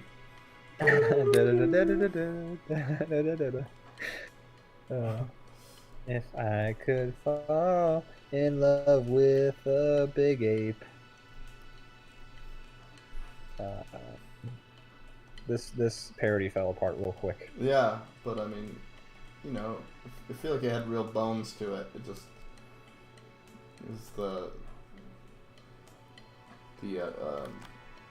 just the way it went down. Yeah.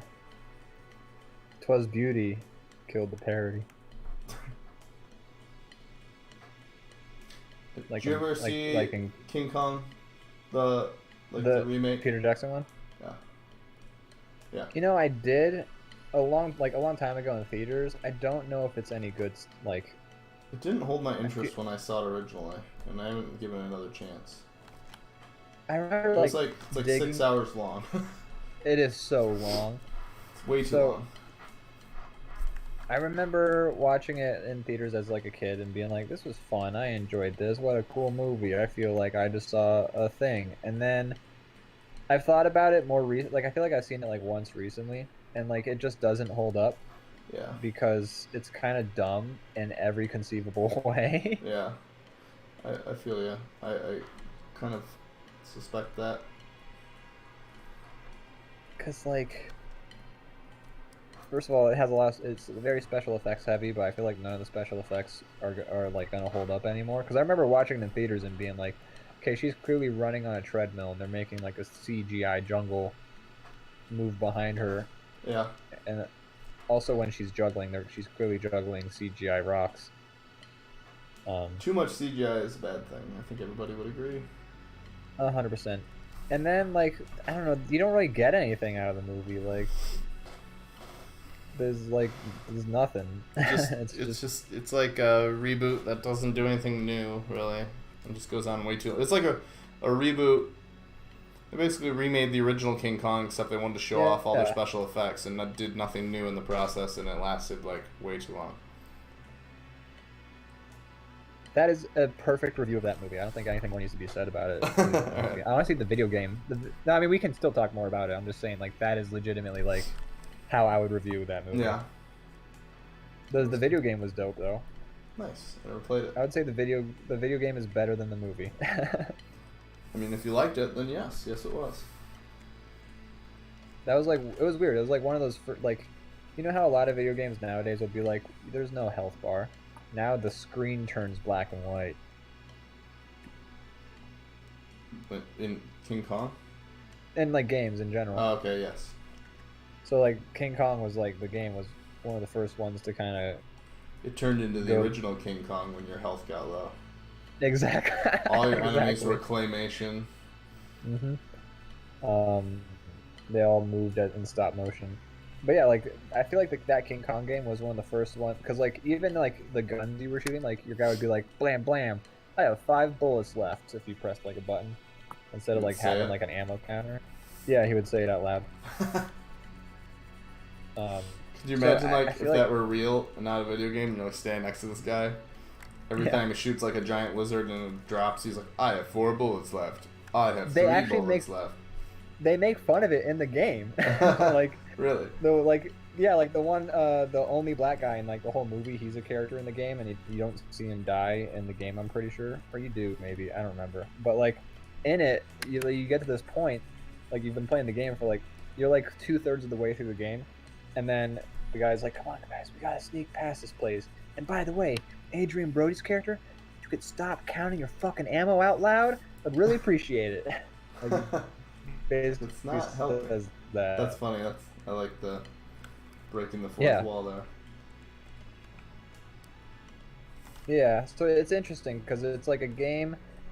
It was one of like the first games, because it was like an Xbox 360 launch title. I have it for the PS2, so I don't even know if I have like. Check it out, total immersion, baby, no HUD, all cues, and I feel like that kind of kicked off like a whole thing for games to try to do that more. Do appreciate that.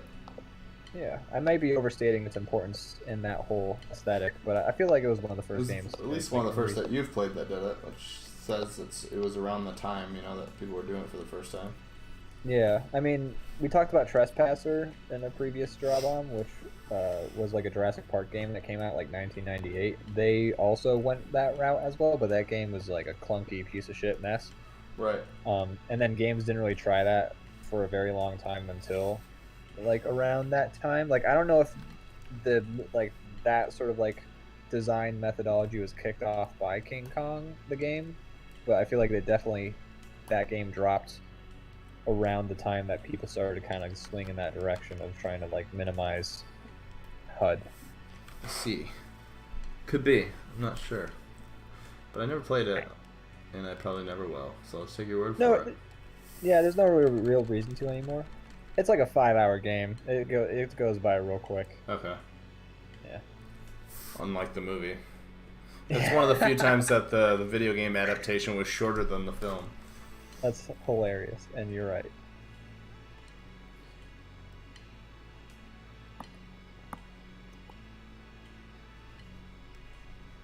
Also, like, so the Xbox 360 version, I remember, has like this really weird thing. We were talking about, representation of women in video games. Right. I'm pretty sure in the Xbox 360 version, if you enter a code, the lady character from King Kong is like in like a weird like tiger stripe bikini or something like that, Okay. which just strikes me as odd It's a weird because design choice.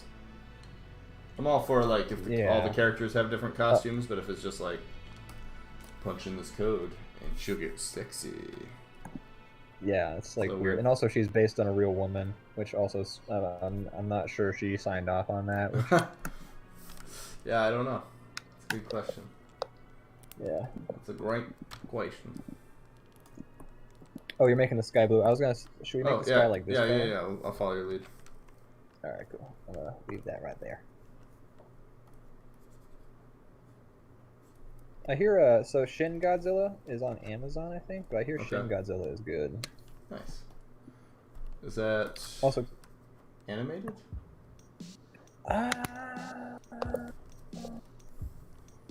No. no, Okay. but I believe it's like them doing Godzilla as like a horror movie, Okay. and I hear it works. Like when people talk about good Godzilla movies, they talk about Shin Godzilla. Well, that sounds pretty cool. I mean, it does. It's fitting. Should be horror. And he should be fucking terrifying. Yeah, he's like yeah. Have you heard anything about King of Monsters or whatever it's called? The one that came out a little while ago. I remember Godzilla King of Monsters. I think it's called. Is that the sequel? It's the one that I don't know if it I would imagine it's a sequel, but whether it's a sequel or some kind of like just another Godzilla movie, it's the one that came out like most recently, like maybe a year or two ago. I believe it is the sequel because the guy who's the scientist who knows about Godzilla He's in it. in the Bryan Cranston one, he's in that as a Okay. doctor. Well, then I would imagine again. it's a sequel. Okay. So, anyways, I don't know if it's good or not, but the one thing that I saw where some of the reviews were like shitting on it, saying all this movie is monsters fighting, and I'm like, sign me up. That sounds great. But why is that your complaint? That's all I ask. That's what I would want. So I don't know. I haven't. Yeah, I mean that's checked what I that. want too. Although my main concern with a review like that would be that like then you take the stakes out because like then you're supposed to root for Godzilla because the movie's named after him, and like if there's no humans, like I mean there's clearly humans in it, Yeah, there are. but if it's mostly monsters fighting, then maybe you don't set up. You're kind of cutting out again. But I'm just assuming that you're agreeing 100% with all my opinions. I do agree. Oh, you're back. Okay. Sorry. Hello? You were saying. Oh, I don't remember where I got cut off. Oh, you were saying the problem with it'll only be monsters fighting. Oh. The problem that I could see, I mean, I don't know for certain, would be that you have to have like the human characters there to care about like their well-being, because then, Otherwise, yeah, Like- who cares? yeah, otherwise you're just kind of rooting for Godzilla because the movie's named after him. So I could see that being the issue with it focusing on monsters. Yeah, it fighting. might be one of obviously those things like be careful what you wish for type things, but it sounds pretty cool to me. Yeah, I mean, Good. Austin and like his New York buddies all watched like that movie when it came out, and their reaction was basically like, meh. Okay, that's kind of what I expected to feel. I didn't think I'm gonna love it, or else I would have seen it by now. Yeah. But that's the one complaint I saw a lot of. It's like, Yeah, which is like too the much best part. Of it. dang monsters. I'm like, oh, you're telling me Godzilla King of the Monsters had too many monsters in it? Okay. Good to Right. know. I mean, that is the best part of those movies, is the monster fighting. But I could see how it would be bland if that was it. Some blending, blanding. Right. Blanthans. Blanding. Yeah, you know, I would watch it. I could see myself being pretty meh about it. I feel like maybe if I watch Shin Godzilla, I'll be like, that's the perfect Godzilla movie. I don't know. Yeah, I'll have to check that one out as well. Yeah, And now I think they're working on a King Kong versus Godzilla movie right now, I believe. I mean, that's fucking dope. Yeah, I mean that's a classic like old movie, but they're doing a modern one. Yeah, like really, like I just hope, like again, like the best part about the Godzilla movie that was supposed to be the Bryan Cranston Godzilla movie, but it was clearly not, was like the scenes where like they're looking at Godzilla and then Godzilla roars. And then they have like a whole bunch of like Chinese lanterns like shit rattling around from like the pure strength of his roar, you know? Yeah. Like you get like just that sense of scale is like what's so cool about Godzilla is like he's a giant fucking monster. Like put him in a city because then that way you have a sense of scale. Like when I saw the commercials for Godzilla King of Monsters, it looked like they were mostly fighting in like the Antarctic. Which is a strategic choice, I think, for where you would want in real life a Godzilla fight to happen, is away from cities. That'd be great. You could enjoy it. But if it happens, yeah. But if the monster fight happens in a city, it's gonna give you a better sense of scale for how big and terrifying the monster is, and then if the monster fight is happening. It's tough. It's a tough line to straddle, I guess, is what I'm trying to say. It is. I will agree with you on that.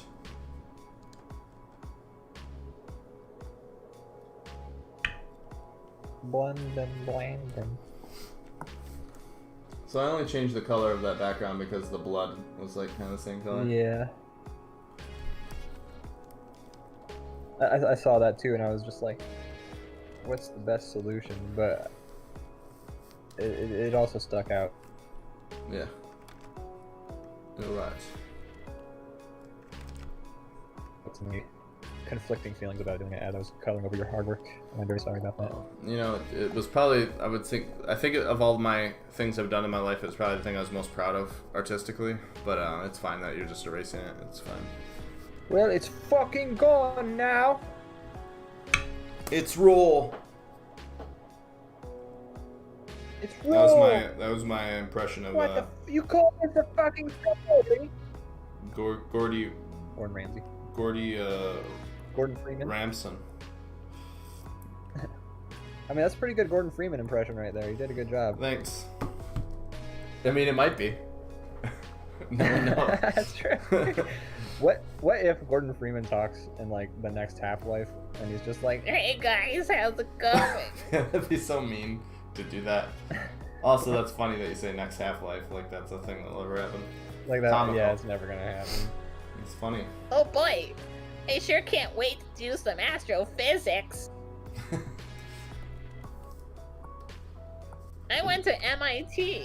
It'd be rude to add a voice to a character that was famously voiceless. Yeah, but I feel like at this point, like, I don't know, I feel like they need to. You think so? Like, actually? Yeah, because like, it's always so weird in the other Half-Life games. Like, they're just like, "Hey, Gordon, how's it going? Moving on." Like, the characters are gonna talk. Like, so you're telling me when you're playing those games, you don't sit there and respond to every character? Like I do? With your actual voice through a mic. It's going fine, thanks. Wow, I'm glad to hear that, Gordon. Like, I can live with the mute. I can live lead without it, but then they character. gotta not put them near people. Because, like, in the first Half-Life, it works, because for the most part, people aren't talking to you. You're, like, telling scientists to, like, you know, use that eye scanner so you can get through a door, like, 2 seconds before they get, like, eviscerated by a turret. But then, like, in Half-Life 2, you're, like, interacting with characters, like, or the game is having him interact with characters for, like, at least 2 hours of the runtime. I don't of that think game. the characters pretend like you're speaking to them, though. Well, Do they? At one point, At one point, Alex says like, "Hey, Gordon, like, what's going on?" And then she's like, nothing happens. And then she's like, "Ah, the strong but silent type. I see." Like they reference the fact that he's just standing there mute the whole time. He's been through some shit. You know, he's traveled interdimensionally, fought a bunch of aliens. How was that delicious He's fought a bull squid. sip of PBR there? I watched your face. It's better every sip. Yeah, I like when it gets nice and warm. That's when the flavor really comes out. You know, it's best to let a beer sit for 2 hours before you finish it. It's true. It's true. But yeah, I'm just thinking, like, if they put Gordon in the Antarctic on a boat, have him fight a bunch of monsters and do murders and stuff away from, like, the other people, or, like, even if they're, like, giving him commands over a radio, like, Gordon, go here. That's fine. Gordon doesn't have to talk then. Keep him silent. But if you're going to have him walk into rooms full of scientists and they're going to be like, wow, Gordon, this Mass Effect disarray really got sending the defibrillator off the charts, then, like, I don't know. I feel like at that point he can only be silent for so long before I'm just kind of like, It's hard okay, to be like, a mute scientist. it is, and it's also hard to have like a main character in a room with like 10 other people and then have him like be the only one not saying anything when they're also all still going like, wow, Gordon, you're so great. Let me suck your dick. Like, you're like the best. Because also like half of Half-Life 2 is people telling you how great you are. Like, I played that game like. That's why I like it. Exactly. I That's like why the positive so highly. reinforcement. Yeah. But the game is like, it's weird because like in the game, you know, just like walking around and someone will be like, "Oh wow, Gordon, I've never. Can you take this rocket launcher? You're the best, Gordon. I've seen 8 of my friends die in the last." What was that? You're a celebrity. You're a real celebrity, Gordon. I've seen 8 of my friends die, but I'm so happy to see you here, Gordon, because oh boy, gosh, if you could. I know I'm an experienced resistance fighter in this like revolution and stuff like that, but if you could just fucking rocket launch that shit, oh god, because you're the best. Gosh, you're so cool, Gordon. Talk too much. Can we hang out after this when this is all over? Yeah. Do you want to like meet my baby? Like, I'll name it after you. Like, I'll change her name. Like, it's fine. Right? Like, And it's a so girl cool. too. Like, I'll do it Yeah. anyway. People have like, you know, androgynous names. Like, people can get like, Yeah. like I mean- half the girls JD dated in Scrubs had like boys and girls names. So It's like, the end of the world. A girl can be named Gordon, for God's sake. They could do it, you know, anyways. Shit, I'm a modern man. I don't care. You know, I'm not gonna fall into the society, the boxes society tries to put me in. Gordon, my child can be named Gordon. yeah, it doesn't matter, Gordon. Like, social paradigms are for losers, and you're not a loser, Gordon. You're so cool. God, oh, you're so cool. But yeah, clearly names are not a big deal. We have a girl named Alex with a Y. Like, we let that happen, so we're fine. Yeah. It's all fair game. Yeah. I like this drawing, but you did take the nipples off my monster. No, I didn't. Oh no, you did. They're right there. Okay, I'm sorry. I thought those were part of the explosion for some reason. No, I made them very pink. nice. Not, you know, I was kind of thinking like larger nipples. Nah, it's fine. It's good the way it is. Well, you could make the areola larger. Let's just see what it looks like. I already have a feeling how it's gonna be upsetting. No. All right. Well, now we know at least. Now we know. Now we've made it happen. All right. This drawing. I'm just It looks fleshing it out because the show's almost over. Yeah, we might as well. I'm trying to think of what else I can add. Close your eyes. I like every once in a while when we do like spend the whole show doing like a really good one. It's always fun. Yeah. I mean, We'll this one mix turned it out up. really well. Peony Pig really enjoyed it. It's good. Followed us because of it, That's right. and we did this episode for Peony Pig. We were hoping that it would garner their attention, and it worked. We've been stalking Peony Pig for years. Taking notes on the Waiting. things that interest them. That's right. And I'm glad it finally paid off. It totally paid off. I'm not sure what else I could do to like spice this drawing up. It's pretty. Oh, you put a big red dot on his chin, Did I do that? Oh, God damn it. You went and you did it. When did I do that? I don't know. hit Recently, undo. I think.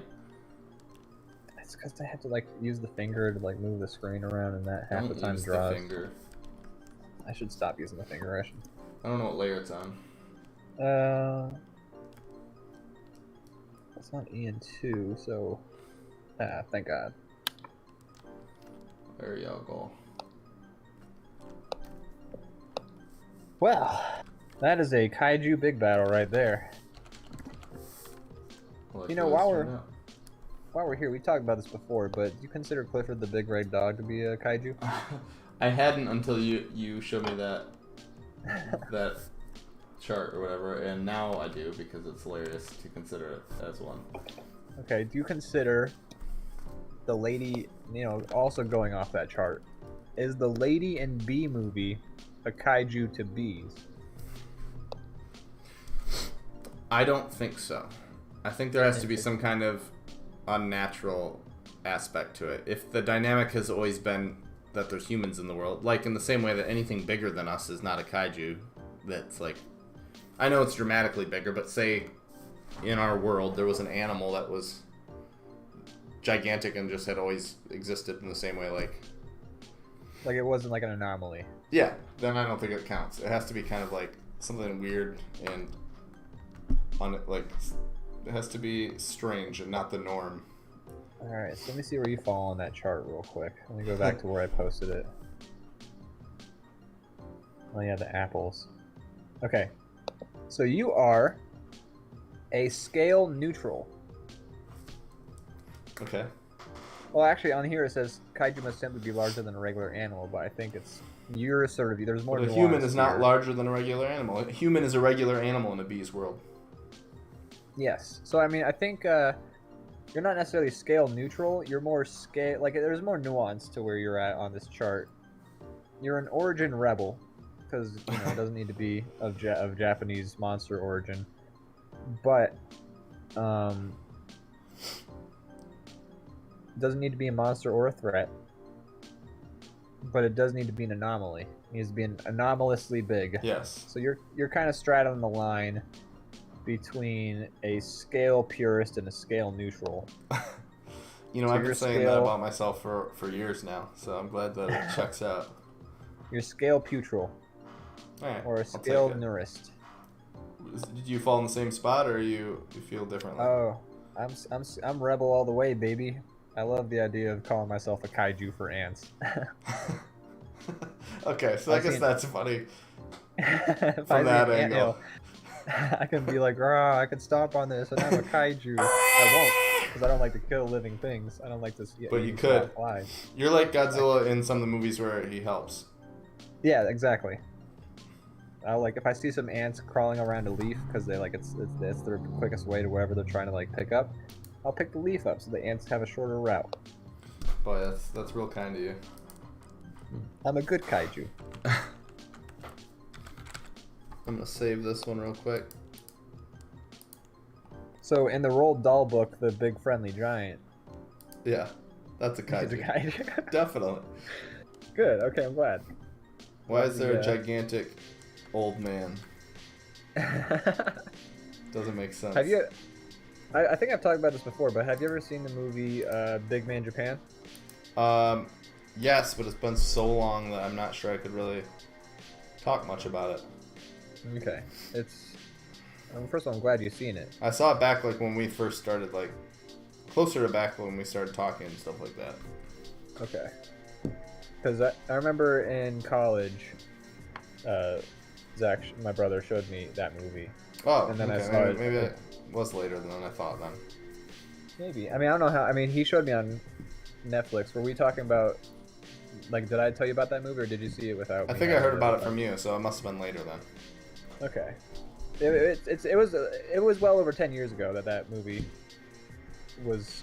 No, I guess it's just around 10 years ago.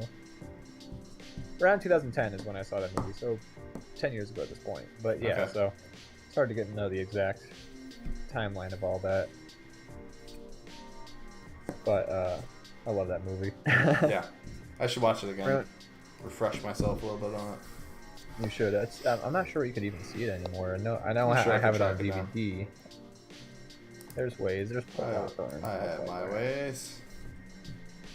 Yeah, that's a great movie. I love that movie. Yeah. I like that the theme of the conversation moved to kaiju pretty well, but I mean, it had to. Yeah, absolutely. I mean, you know what? You know why I recommended this idea for this drawing when we were prepping for the show? Is because I was thinking like my computer is a big bad robot. Well, I like it. Yeah. I'm excited to see it in action. Me too. It might be, I don't know how busy you are, if you're able to play some games right away, or if you're gonna go talk to Mo for a little bit. But I'm gonna get back to work working on this thing if it's the latter. Right. Well, I'll keep you posted, but I mean. Yeah, let me know. Yeah. I'm down to play some games tonight though if you are. Okay, I probably will be in a little bit. Well, on that note, So, yeah. thanks to everybody for watching. Thank you, everybody. Do you have anything to plug, Brandon? Oh, well, I guess I'm going to tell you this on the air because I was going to tell you off the air, but forgot. No, nothing special. In fact, it's the opposite. Next week, we will not be doing the show because I'm going to be out of town. Oh, So- okay. Well, that's good. At least it's for travel reasons and, Yeah. and not for, So, like, emergency reasons. no emergency. Just vacation. So, yeah. Nice. So, I hope you have a nice little vacation there. So tune in to DrawBomb 2 weeks from now on Oh, Monday, and subscribe so that you can see when we play games. We'll probably be doing more of that. Maybe not more, Later but on there'll be tonight. more variety. Yeah, because I can play games again. So. Hooray! And how about you? What do you got to plug? Watch DrawBomb 8 p.m. every Monday except for next week. I posted a link in the Discord, which you should join our Discord if you enjoyed tonight's episode and are subscribed. In our Discord, I posted a link to my first article for GameRant.com, which I now do the occasional article about movies and TV for. And there Make you have sure it. you tip. Make sure you tip when you're using a service that requires tipping. It's a good tip right there. You just tip to them. That's right. That's a tip for the people who need tips. All right, I'm gonna play us out. Alrighty.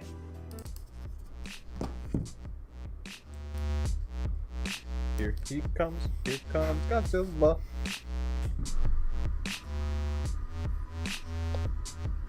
He's a demon on legs. Here he comes. Here comes Godzilla. The power is yours. Wow, you got that almost exactly right. All right, thanks for tuning in, everybody. See ya in 2 weeks. Alright, bye everybody. Bye. Bye.